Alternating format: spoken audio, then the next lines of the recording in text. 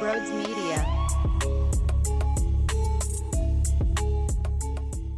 So what else happened over the weekend with this team? I'll tell you.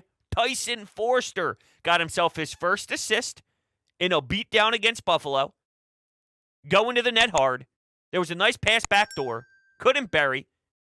They stay with it. Joel Farabee, who hasn't scored in a billion years, finds it on the far post and puts it in. But Foerster getting up in the play, going to the net hard, forcing a golden opportunity on a nice rush there.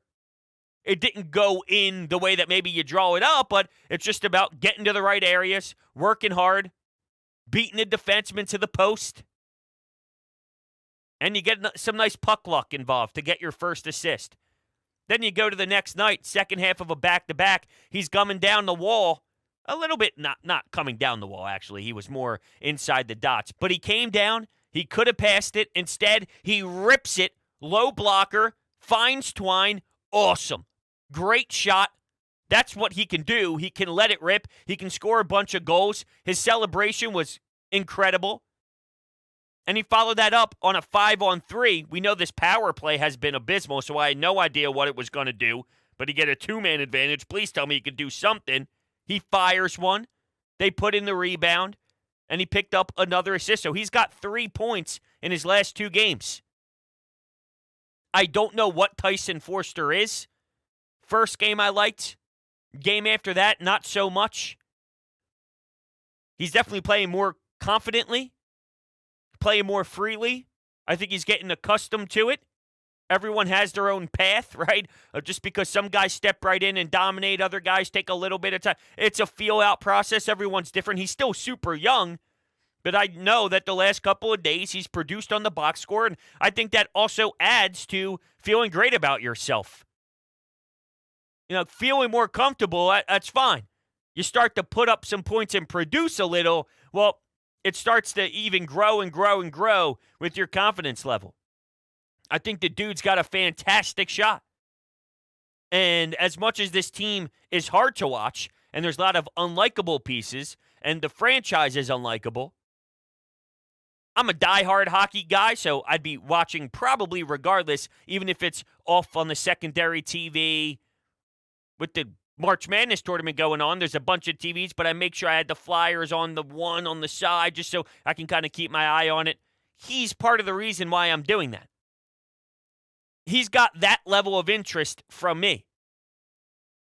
So I can't tell you exactly what I think he is because I really don't know yet. I know in theory what he's supposed to be. I think at times I see that awkward skating that was being talked about at the time of the draft. I also see the hockey IQ. I see the smarts. I see the willingness to buy in. I see him doing the little things at times. And I can see his mind working and generating offense. It's a different world, though.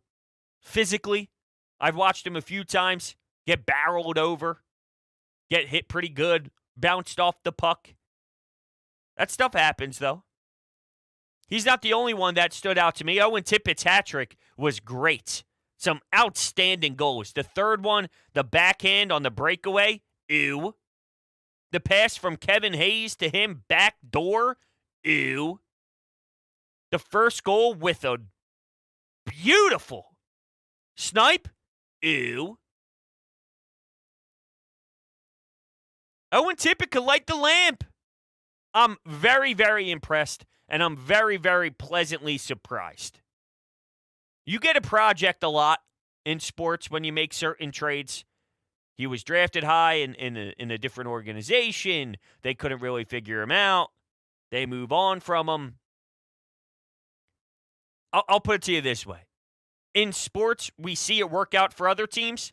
When was the last time something like that happened to the Flyers? For Owen Tippett, with your hands tied behind your back, to have this type of season for his first full season after the deadline acquisition last season, it's phenomenal.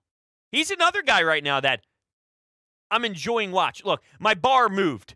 Once again, I'm grading on a scale.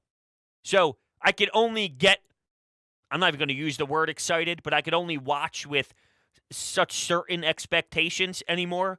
And for what this team has become, which is the most disappointing thing I've ever seen in my life in regards to sports fandom in this city in my 27 years, I'm at least grabbing on to a couple players. Noah Cates has really moved the needle for me, weirdly, in a way that you got to watch the finer details. Owen Tippett, the Hattie. There's something to his game. Not everyone's going to be a 30-goal scorer, 40-goal scorer. We still need star players, and I still demand them to get someone who can change around a franchise, someone who, is at the top level to get people in the barn. With that said, your full roster won't be completed with that from top to bottom. You need a goal scorer who can be 20 to 25 range. Young. Some youth. You need those range of players too. So I'm keeping it within the realm of what I think they can be.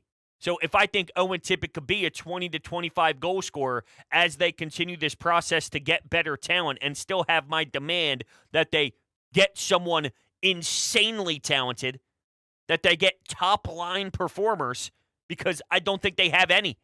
I'm sorry, but I have question marks on Sean Couturier. I don't think Cam Atkinson and Travis Konechny are top-line players. So you have zero.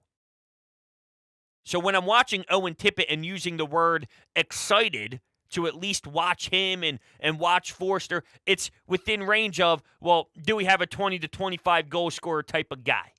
Which is a great role, which is important. If Owen Tippett's playing on my third line, I'm pumped. Problem is, he's going to be playing top 6 minutes for years. Because you have to. Kind of sucks. I find myself doing this all the time when thinking about these players. Is where they're playing now, because of the roster and because of how poor it is, compared to who they really are. And every time it's worse. It just puts it in perspective.